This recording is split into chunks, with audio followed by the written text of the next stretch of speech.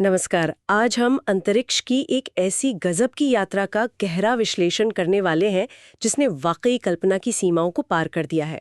ये कहानी है वॉयेजर 2 की और ये सारी जानकारी हमें एक बहुत ही विस्तृत लेख से मिली है। हाँ, और हमारा इरादा है कि इस असाधारण लगभग आधी सदी पुराने अंतरिक्ष यान की कहानी को परत दर परत खोलें। बिल्कुल, सिर्फ तथ्य नहीं दोहराएंगे। नहीं, बल्कि इसकी जो शानदार कामयाबियां हैं, इसकी जो अविश्वसनीय इंजीनियरिंग है और हाँ, इसके भविष्य की जो अनिश्चित लेकिन रोमांचक संभावनाएं हैं, उसके असली मायने समझेंगे। ये सोचना ही कितना हैरत अंगेज है।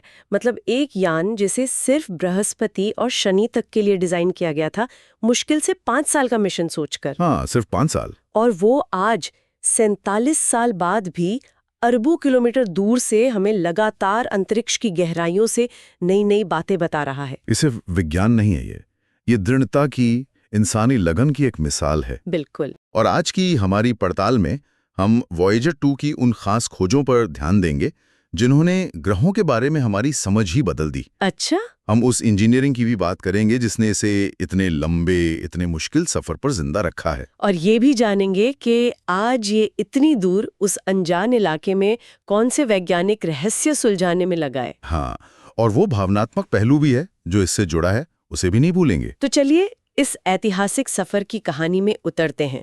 वॉयेजर 2 को अगस्त 1977 में लॉन्च किया गया था, इसके जुड़वा वॉयेजर 1 से कुछ हफ्ते पहले ही। हाँ, पहले। और लॉन्च के बाद से ही इसने कुछ ऐसा कर दिखाया जिसने इसे अंतरिक्ष इतिहास में एक बहुत ही खास जगह दी है। वो है इसका ग्रैंड टूर। ये अब तक का इकलौता, जी हाँ, मैं दोहरा रहा हूं, एकमात्र अंतरिक्ष यान है जिसने हमारे सौरमंडल के चारों विशाल बाहरी ग्रहों बृहस्पति, शनि, अरुण और वरुण सबका दौरा किया है। चारों का? अच्छा, वॉयेजर 1 ने तो सिर्फ वॉयेजर 1 ने बृहस्पति और शनि को ही देखा था, पर अरुण और वरुण तक सिर्फ वॉयेजर 2 ही पहुंचा है। तो जहां तक अरुण और वरुण का सवाल है, वॉयेजर 2 ही हमारा एकमात्र नजदीकी गवाह रहा है।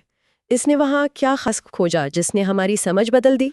अरे बहुत कुछ। जैसे अरुण के पास से जब ये 1986 में गुजरा तो इसने 11 नए चंद्रमा खोजे जिनके बारे में हमें पहले पता ही नहीं था। 11 नए चांद? हाँ, और इसने ग्रह के मैग्नेटिक फील्ड चुंबकीय क्षेत्र का पहली बार डिटेल में अध्ययन किया और उसके जो रिंग्स हैं, वलय, उनकी तस्वीरें भेजी जो यहाँ जमीन से तो बहुत धुंधले दिखते हैं। सही।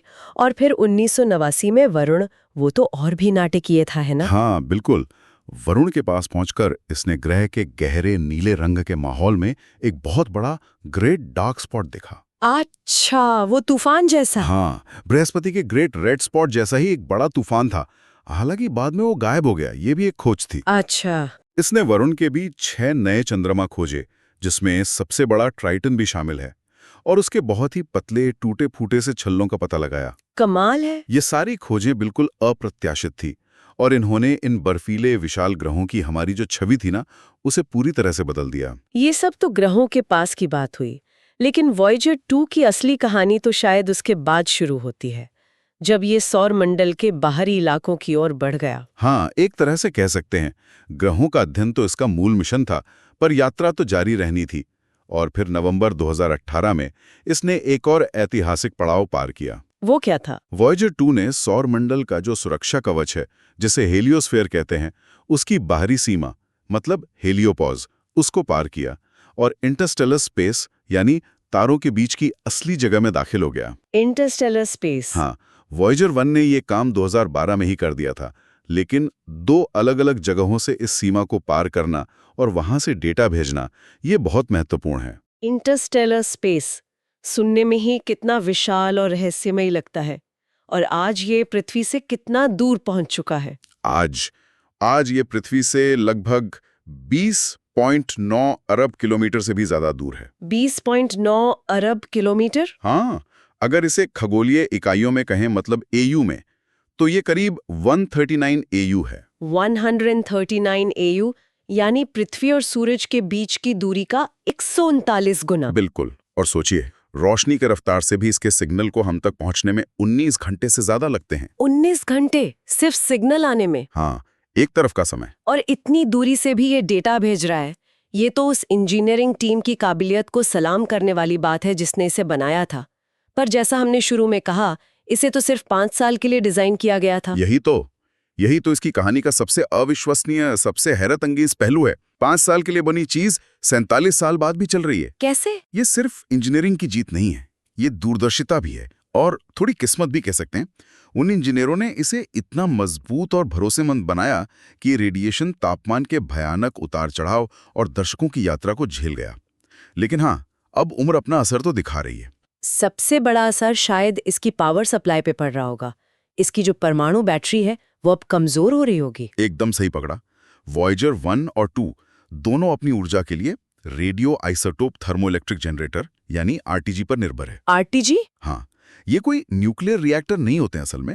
ये प्लूटोनियम 238 के प्राकृतिक रेडियो एक्टिव क्षय, मतलब उसके धीरे धीरे खत्म होने से जो गर्मी पैदा होती है उसे बिजली में बदलते हैं। अच्छा, तो ये गर्मी से बिजली बनाते हैं? हाँ, ये प्रक्रिया बहुत स्थिर है, लंबे समय तक चलती है। लेकिन समय के साथ प्लूटोनियम का क्षय तो होता ही है, तो गर्मी कम पैदा होती है और बिजली भी कम बनती जाती है। कितनी कम हो रही है ये बिजली? हर साल लगभग 4 वाट कम हो रही है। सिर्फ 4 वोट? सुनने में तो ज्यादा नहीं लगता। हाँ, सुनने में शायद कम लगे, लेकिन जब आपके पास शुरुआत में ही गिनी-चुनी ऊर्जा हो और आपको इतने सारे वैज्ञानिक उपकरण और कम्युनिकेशन सिस्टम चलाना हो, तो हर एक वॉट कीमती हो जाता है, बहुत कीमती। तो इसका मतलब ये हुआ कि नासा के इंजीनियरों को अब मुश्किल फैसले लेने पड़ रहे होंगे ताकि मिशन को ज्यादा से ज्यादा समय तक चलाया जा सके। जैसे कुछ उपकरणों को बंद करना पड़ रहा होगा। बिल्कुल। ये एक बहुत ही नाजुक संतुलन बनाने जैसा काम है। मिशन टीम का लक्ष्य है कि वॉयेजर 2 को कम से कम 2030 के दशक तक चलाया जा सके। 2030 तक? हाँ, और इसके लिए उन्हें बहुत सोच समझकर, बहुत सावधानी से चुनना पड़ रहा है कि कौन से उपकरण बंद किए जाएं ताकि जो सबसे जरूरी उपकरण बचे हैं और यान के जो मुख्य सिस्टम है जैसे कम्युनिकेशन, उनके लिए काफी ऊर्जा बची रहे। तो कौन से उपकरण हाल ही में बंद हुए हैं या होने वाले हैं और वे क्या करते थे? देखिए, योजना के हिसाब से सितंबर 2024 में, मतलब इसी महीने, प्लाज्मा साइंस PLS उपकरण को बंद करने का फैसला लिया गया। प्लाज्मा साइंस, ये क्या मापता था? ये उपकरण सौर हवा, मतलब सूरज से निकलने वाले चार्ज्ड पार्टिकल्स की धारा और ग्रहों के मैग्नेटिक फील्ड के बीच जो इंटरेक्शन होता है उसे स्टडी करता था। और हेलियोपॉज के पार प्लाज्मा का घनत्व, तापमान वगैरह मापने में भी बहुत महत्वपूर्ण था। और इसके बाद मार्च 2025 में low energy charge particle LECP उपकरण को बंद करने की योजना है। ये कम ऊर्जा वाले कणों का अध्ययन करता था। इससे हमें यह समझने में मदद मिलती थी कि सौर और इंटरस्टेलर कण कैसे तेज होते हैं, कैसे यात्रा करते हैं। तो इसके जो मूल 10 उपकरण थे उनमें से अब केवल 3 ही काम करते रहेंगे। हाँ। ये तो काफी बड़ी कटौती लग रही है। हाँ, बिल्कुल। अब केवल 3 मुख्य वैज्ञानिक उपकरण समूह चलते रहेंगे। एक है मैग्नेटोमीटर MAG, जो मैग्नेटिक फील्ड मापता है। ठीक है। दूसरा है कॉस्मिक रे सबसिस्टम CRS, जो हाई एनर्जी वाली कॉस्मिक किरणों का पता लगाता है। अच्छा। और तीसरा है प्लाज्मा वेव सबसिस्टम PWS, जो प्लाज्मा तरंगों का अध्ययन करता है। तो अब मतलब फोकस बदल गया है। हाँ, ये दिखाता है कि मिशन अब किन वैज्ञानिक सवालों पर ज्यादा ध्यान दे रहा है, जैसे इंटरस्टेलर माध्यम की प्रकृति क्या है, हमारे सौर मंडल के बुलबुले का असर कहाँ तक है, और बाहरी अंतरिक्ष से जो हाई एनर्जी किरणें आ रही हैं वो कैसी हैं। क्या ये एक तरह का मतलब वैज्ञानिक जुआ नहीं है? हम कुछ क्षमताएं खो रहे हैं ताकि कुछ दूसरी बचा सकें? आप इसे इस तरह देख सकती हैं। ये एक स्ट्रैटेजिक फैसला है। इंजीनियर और वैज्ञानिक मिलकर ये तय करते हैं कि भाई इस समय कौन सा डेटा सबसे अनोखा है, सबसे महत्वपूर्ण है, जो सिर्फ वॉयेजर ही दे सकता है। और वो है इंटरस्टेलर माध्यम का डेटा। हाँ, इंटरस्टेलर माध्यम का सीधा अध्ययन। ये एक ऐसी चीज है जो पहले कभी नहीं हुई थी।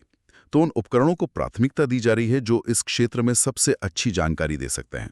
मुश्किल फैसला है, लेकिन मिशन को लंबा खींचने के लिए ये जरूरी है। तो ये बचे हुए 3 उपकरण क्या खोज रहे हैं वहाँ हेलियोपॉज के पार? आपने पहले फायरवॉल जैसी किसी चीज का जिक्र किया था, क्या वो सचमुच कोई आग की दीवार है? हाँ, नहीं, फायरवॉल शब्द शायद थोड़ा नाटकीय लगता है, लेकिन ये एक असली और काफी अप्रत्याशित खोज की ओर इशारा करता है। अच्छा, क्या खोज है? वॉयेजर यानों ने हेलियोपॉज के ठीक बाहर उम्मीद से कहीं ज्यादा गर्म प्लाज्मा का एक क्षेत्र पाया है, मतलब बहुत ज्यादा गर्म। लेकिन क्यों? ये समझ में आया है? पूरी तरह से नहीं। ये अभी भी एक रहस्य है कि ये दीवार, या कहें कि सघन गर्म प्लाज्मा का क्षेत्र क्यों मौजूद है। क्या ये हमारे हेलियोस्फीयर और इंटरस्टेलर माध्यम के बीच की सीमा पर कोई जटिल भौतिक प्रक्रिया हो रही है, उसका नतीजा है? तो वॉयेजर 2 इसे समझने में मदद कर रहा है। हाँ, उसका प्लाज्मा वेव सबसिस्टम और मैग्नेटोमीटर इस रहस्य को सुलझाने में मदद कर रहे हैं। वो हमें उस क्षेत्र के घनत्व, तापमान और चुंबकीय गुणों के बारे में बता रहे हैं। तो ये कहना बिल्कुल सही होगा कि वॉयेजर 2 और हाँ वॉयेजर 1 भी इस समय मानवता के एकमात्र प्रत्यक्ष दूत हैं जो हमें बता रहे हैं कि हमारे सौर मंडल के बुलबुले के बाहर का ब्रह्मांड असल में कैसा है। एकदम सटीक कहा आपने।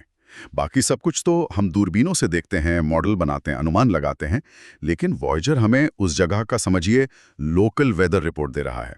लोकल वेदर रिपोर्ट, वाह। हाँ, ये हमें सीधे तौर पर माप भेज रहा है कि इंटरस्टेलर माध्यम में कॉस्मिक किरणों का घनत्व कितना है। ये वही हाई एनर्जी कण हैं जो हमारी पृथ्वी तक भी पहुंचते हैं और हमारे सैटेलाइट्स और अंतरिक्ष यात्रियों के लिए खतरा बन सकते हैं। सही। ये बाहरी चुंबकीय क्षेत्रों की दिशा और ताकत बता रहा है और ये समझने में मदद कर रहा है कि हमारा सूरज और उसकी सौर हवा, उसका प्रभाव वास्तव में कहाँ तक फैला हुआ है। ये सब सुनकर तो वाकई लगता है कि ये सिर्फ मशीनें नहीं हैं। जैसा नासा की सुजैन डॉड ने कहा था, ये तो अंतरिक्ष के रॉक स्टार हैं। हाँ, बिल्कुल। ये उपमा उनकी जो अदम्य सहनशक्ति है, उनकी जो ऐतिहासिक यात्रा है, उसको देखते हुए एकदम फिट बैठती है। वो सिर्फ धातु और तारों के पुर्जे नहीं है, वो मानव जिज्ञासा, इंजीनियरिंग की सरलता और ब्रह्मांड को जानने की हमारी जो गहरी इच्छा है, उसके प्रतीक बन गए हैं। दशकों से वहां अकेले इतनी दूर अपना काम कर रहे हैं। सोचिए जरा। और इस मिशन से जुड़े लोगों का भावनात्मक लगाव भी कितना गहरा होगा। प्रोजेक्ट वैज्ञानिक लिंडा स्पिल्कर की एक बात मुझे याद आती है जो इस भावना को बहुत खूबसूरती से बताती है। हर दिन उनका आखिरी दिन हो सकता है या फिर एक नई खोज का दिन। क्या बात है। ये पंक्ति इस मिशन की नाजुकता और उसके रोमांच दोनों को एक साथ पकड़ लेती है। टीम हर रोज सुबह सचमुच सांस रोककर इंतजार करती होगी कि क्या आज भी वॉयेजर से संपर्क हो पाएगा। हाँ। हर बार जब सिग्नल आता है तो एक राहत मिलती होगी और हर नया डेटा पैकेट एक उपहार जैसा लगता होगा। 47 साल बाद ये उम्मीद करना कि कल भी सब ठीक रहेगा, अपने आप में एक असाधारण बात है। ये अनिश्चितता ही इसे और भी खास बनाती है। इस भावनात्मक जुड़ाव का एक और पहलू है कि कैसे इसने आम लोगों को भी जोड़ा। मुझे वो 1989 का किस्सा बड़ा दिलचस्प लगता है जब वॉयेजर 2 नेपट्यून के पास से गुजरा था। पीबीएस चैनल ने कुछ खास किया था ना? हाँ। वो तो विज्ञान संचार का एक मील का पत्थर था। अमेरिकी पब्लिक ब्रॉडकास्टिंग सर्विस मतलब पीबीएस ने नेपच्यून ऑल नाइट नाम का एक प्रोग्राम किया था। Neptune all night? हाँ, 9 घंटे लंबा, रात भर चलने वाला लाइव टेलीविजन शो। 9 घंटे?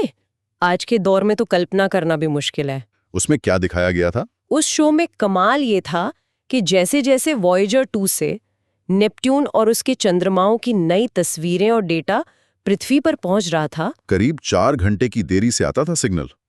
हाँ, वो दूरी की वजह से। हाँ, तो जैसे ही वो डेटा आता था उसे लगभग तुरंत प्रोसेस करके दर्शकों को दिखाया जा रहा था। वैज्ञानिक स्टूडियो में बैठे थे जो इन नई खोजों के बारे में बता रहे थे, लोगों के सवालों के जवाब दे रहे थे।